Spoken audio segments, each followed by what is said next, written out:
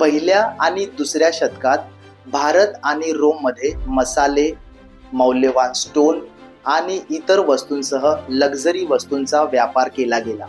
तसेच चीनी रेशीम, घोडे, सोने, चांदी, कथील, तांबे, शिसे, माणिक, कोरल, काच आणि अंबर ह्या वस्तूंचा समावेश होता. ह्याच काळात रोमन लोकांनी रोमन वाईनची निर्यातही केली, जी सत्ताधारी आणि शहरी लोकांमध्ये खूप लोकप्रिय होती.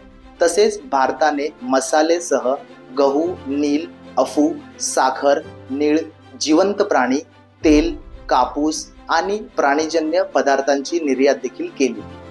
तिसऱ्या शतकात गुप्त साम्राज्य हे आंतरराष्ट्रीय व्यापाराचे प्रमुख केंद्र बनले. यांनी म्हणजेच गुप्त साम्राज्याने अनेक लक्झरी वस्तू एक्सपोर्ट तर केल्याच, त्याचसोबत बंगालचे सुती कापड, बनारसचे रेशीम, बिहारचे नील, चंदन, लवंगा, परफ्यूम, सुगंधी द्रव्य आणि दक्षिणेकडील मसाले, त्याचसोबत मौल्यवान स्टोन आणि इतर वस्तूंमध्ये मोती, नारळ, हस्तिदंत या वस्तूंचा समावेश होता आणि त्या वस्तू इम्पोर्ट एक्सपोर्ट केल्या. चौथ्या शतकात जगातील अनेक भागांमध्ये व्यापार मार्गाचा विस्तार आणि भरभराट तर झालीच. इजिप्तने लेबनॉन, इथिओपिया, न्यूबिया, पॅलेस्टाईन आणि पूर्व मध्य समुद्रासह अनेक प्रदेशांमधून वस्तू इम्पोर्ट केल्या. तसेच इजिप्तने धान्य, सोने, तागाचे कापड, पपायरस आणि इतर वस्तू देखील एक्सपोर्ट केल्या.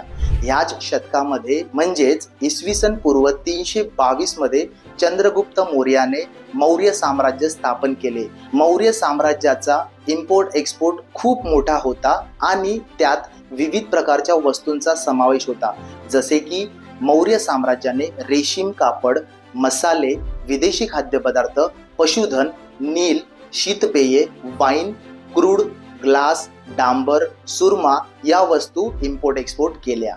पाचव्या शतकामध्ये इजिप्शियन लोकांनी लाकडाच्या फळ्या एकत्र करून आणि रीड्सने अंतर भरून जहाजे बांधली. लेबनॉन आणि पंट येथून वस्तू आयात करण्यासाठी त्यांचा वापर केला. ह्याच काळामध्ये गुप्त साम्राज्याने व्यापारासाठी कायदे प्रस्थापित केले, जसे की परदेशी वस्तूंची चाचणी, मूल्यमापन म्हणजेच आजच्या भाषेमध्ये प्रॉडक्ट टेस्टिंग आणि व्हॅल्युएशन ऑफ फॉरेन गुड्स. गुप्त साम्राज्याची संपत्ती आणि समृद्धी व्यापारातून तर आलीच आणि हा काळ प्राचीन भारताचा सुवर्ण युग म्हणून देखील ओळखला गेला.